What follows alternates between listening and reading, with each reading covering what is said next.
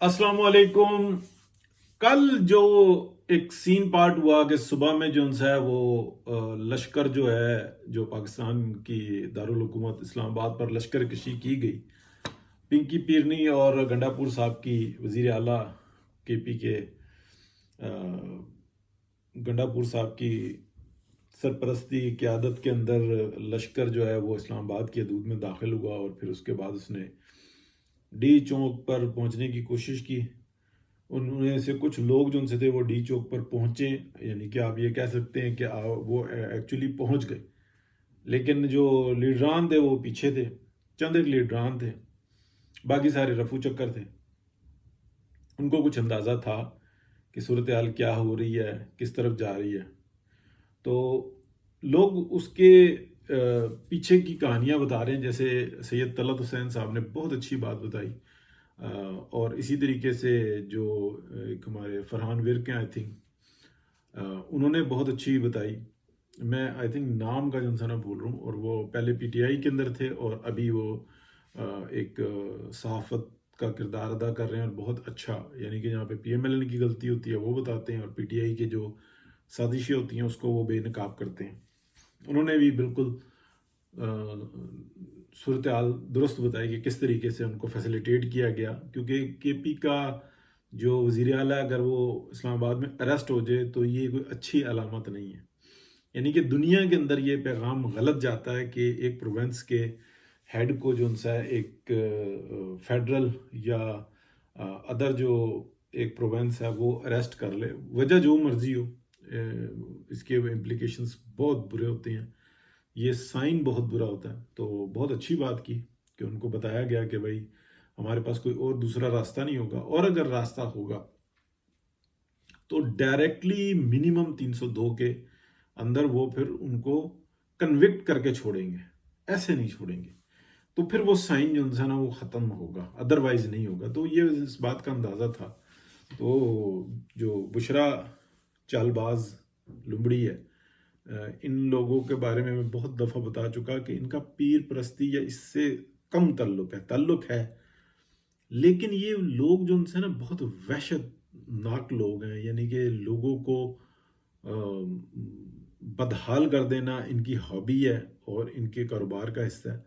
ये बहुत ही सफाक लोग हैं ख़ानदानी तौर पे, और ज़ाहिरन जो उनसे ना ये बहुत अच्छे पाक साफ नमाजी परहेजगार नज़र आते हैं, लेकिन शैतान इबलीस भी जो उनसे ना इनसे ट्रेनिंग लेता है ख़ानदानी तौर पे।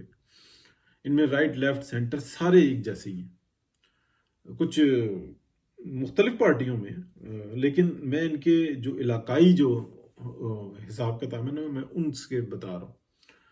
तो वो औरत यहाँ तक लेके आई। अब हुआ क्या, मैं आपको उसका, हर सिक्के के ना दो रुख होते हैं, दूसरा जो रुख होता है ना वो कई कई रुख होते हैं, ऐसा नहीं होता कि वो एक होता है। यानी कि सैयद तलत हुसैन साहब ने और विर्क साहब ने जो बात बताई वो बिल्कुल दुरुस्त बताई कि ऐसा हुआ, ऐसे हुआ, ये एक्शंस लिए गए। उनको बताया गया कि अब एक्शन शुरू होने वाला है, तो आपके पास दो रास्ते हैं, या आप अरेस्ट होंगे तो वो इन बातों को समझते हैं कि फिर वो एक ऐसे संगीन मुकदमे में उनको अरेस्ट किया जाएगा। वो इमरान खान वाला नहीं होगा, बल्कि वो इससे बहुत ज़्यादा संगीन होगा, क्योंकि ये पाकिस्तान का मसला है। इमरान खान एक पॉलिटिकल लीडर है, और ये जो है ना एक आईनी ओहदे के ऊपर मौजूद है। तो वो एक्शन बहुत यानी कि स्वेयर किस्म का होगा। पिंकी पीरनी का आप कह सकते हैं कि वो उसके अंदर थोड़ी सी फ्लेक्सिबिलिटी होगी, लेकिन वो जब इसके साथ गिरफ्तार होगी तो वो भी ऐसे ही जाएगी। तो वो उन्होंने निकलना जो ना मुनासिब समझा, वो निकल गए। उनको स्क्वाड किया गया बाकायदा, जो सिक्योरिटी जो होती है उन्होंने स्क्वाड किया। हल्की पुल्की जो है ना वो जो सिक्योरिटी वाले होते हैं वो हम सब लोग जानते हैं कि वो पुलिस वगैरह को इस तरीके से खातर में नहीं लाते। वो उनकी ट्रेनिंग कुछ इस तरह की होती है, पुलिस वालों को भी अंदाज़ा होता है।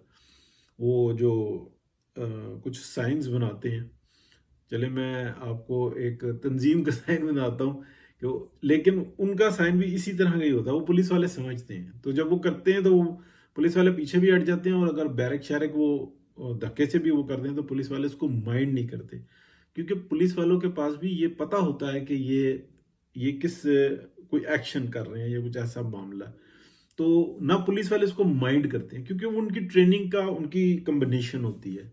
ये मत समझें कि वो पुलिस वालों को कोई हल्का समझते हैं।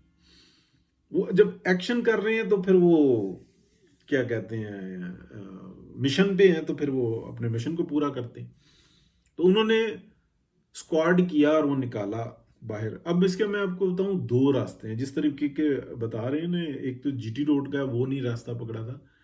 एक है पीर सुहावा जाएं, यानी कि आप ये जो चिड़ियाघर है और जापानीज पार्क है, इसके साथ ही जो रोड जा रही है दामनी को की तरफ, तो पहले दामनी को आता है, फिर पीर सुहावा आता है, फिर उसके बाद जो है ना लेफ्ट पे सड़क आ जाती है। लेकिन एक और भी रास्ता है, उससे मैं बहुत दफ़ा गया हूँ, हाइकिंग करते रहे हैं। तो दामनी को से पहले, यानी कि सेंटर में एक लेफ्ट साइड में सड़क मुड़ती है, मुझे गांव का नाम भूला हुआ है। वो उतरती है नीचे और आप समझ लें कि 2 किलोमीटर या 3 किलोमीटर, और बीच में एक नहर आ जाती है। तो नहर में ना कोई क्रॉसिंग नहीं है, मतलब वो नहर ऐसी है, लेकिन वो पत्थर लगा के लोगों ने ना आने जाने का रास्ता बनाया हुआ है। तो हम लोग खुद जाते थे, तो वहाँ पे गाड़ी पार्क करके और वो नहर पे जाते थे। वहाँ पे हमने बैठना, खाना पीना, यानी कि बारबेक्यू वगैरह करते थे, और बहुत अच्छा नहाना। तो ये हमारा मशगला होता था अक्सर। वहाँ से हाइकिंग भी हम किया करते थे। तो वो जो नहर है ना, वो बॉर्डर है फेडरल का और केपी का। तो उस नहर को क्रॉस करें तो साथ ही जो है ना वो गांव है। जो गांव है वो केपी में है। वो नहर के इस तरफ कोई भी घर नहीं है, इसलिए कि कैपिटल एरिया के अंदर ऐसे घर नहीं हो सकते। तो वो केपी के अंदर जो है ना सारा गांव है, और गांव जो है ना गांव के में सड़क भी है। यानी कि अगर वहां से गाड़ी से उतरें और 2 से 3 मिनट की वॉक करें, तो वहाँ पे फिर गाड़ियाँ जो है ना अवेलेबल होती हैं, वहाँ से निकला जा सकता है। और ये लेकिन गाड़ी को नहीं क्रॉस किया जा सकता, वो पत्थर वगैरह कुछ इस तरह के, लेकिन आराम से बंदा जाता है, दिन और रात में आराम से जाता है। तो ये दो रास्ते हैं। और फिर वो ऊपर वाला तो जो है ना उसमें गाड़ी उतरनी नहीं पड़ती, वो तो है ही। हो सकता है वो यहाँ से निकल गए हो, वहाँ से निकल गए हो, तो कोई मसला नहीं है। तो अक्सर जब कोई ऐसी कोई वारदात होती है ना, तो पुलिस वाले उस रास्ते पे जाके नाका लगा लेते हैं। ठीक है ना, तो क्योंकि वो पतली सी रोड है, सिंगल रोड है, और सिंगल में भी बाज़ से मकाम ऐसे हैं कि एक गाड़ी गुजरती है, ऐसा है। ये निकल गए थे। कहने या बताने का मतलब ये है, पीछे जो चल रहा था ना मामला, वो कुछ ऐसा था कि जैसे पिछले दिनों आईएसपीआर को कहा गया कि जी आप तर्जुमानी करेंगे। तो ये बात कही गई पीएम से कि भाई हम तर्जुमानी करते हैं, आपका तो बंदे नहीं कर रहे, पीएमएलएन तो सामने नहीं आ रही। तो पीएमएलएन की स्ट्रेटजी बहुत अच्छी है, वो कहती है कि हम नहीं आएंगे, हम काम करने के लिए आए हैं, हम काम करेंगे। और ये जो आप काम कर रहे हो, जो पीएमएलएन की जो मेन लीडरशिप है वो बताती है कि जो आप काम कर रहे हो, कि जो काम करे वो पीएमएलएन करे, जो वजन उठाए वो पीएमएलएन उठाए, जो बुराई हो वो पीएमएलएन के जिम्मे जाए, और जो अच्छाई हो और जो टाइटल हो, जो आईनी भागदौड़ हो रही हो, और फ्रंट पे जो लेके आए वो पीपल्स पार्टी को लेके आए, तो हम जो है ना पीछे ही रहेंगे। तो और पंजाब में वो काम हो रहा है। तो एक बात आप समझें कि पीएमएलएन भी पॉलिटिकली जो है ना वो हैंडल कर रही है मामले को, और एक्सीलेंट वो है। इसमें देखिए ना, अता तारड़ साहब हैं, आखिरी दिन जब एक्शन करना था उस टाइम में राणा सनाउल्लाह साहब सामने आए हैं। क्योंकि जब एक्शन की बात आ गई थी तो उन्होंने पूछा कि भाई ठीक है, जो तजर्बेकार आदमी है, तो राणा साहब ने फिर बताया, मशवरा दिया कि आप ऐसा कर दें, एक्शन ले लें, भाग जाएंगे। और वो भगाया। फिर उस साइंस को समझते हैं ना, इनकी इनकी मिजाज को समझते हैं राणा साहब। इनके इनकी जो सोच है ना उसके ऊपर हावी हैं राणा साहब। इसीलिए तो वो राणा साहब से डरते हैं कि यार ये कुछ भी कर देगा। जब ये इसने सोच लिया ना कि करना है, तो ये कर जाएगा फिर। तो एक खौफ है राणा साहब का। तो ऐसा ही हुआ। अब जो पीछे जो कर रहे हैं ना एक्ट, उन्होंने ये देखा कि ये धरना जिनसे ना हमारे पर भारी पड़ जाएगा। इसलिए भारी पड़ जाएगा कि पहले तो सुप्रीम कोर्ट, हाई कोर्ट और ब्यूरोक्रेसी, ये तमाम चीज़ें, तमाम जो है ना सपोर्ट कर रहे थे। इस वक़्त में हम जो है ना वो बहुत मुतनाज़ा हो रहे हैं। तो हर चीज़ के अंदर ना टांग फंसाना वो ठीक नहीं है। तो ठीक है, उन्होंने मतलब बिल शिल बन गया, ये आ गए, ये सब फ्री में कुछ भी नहीं होता।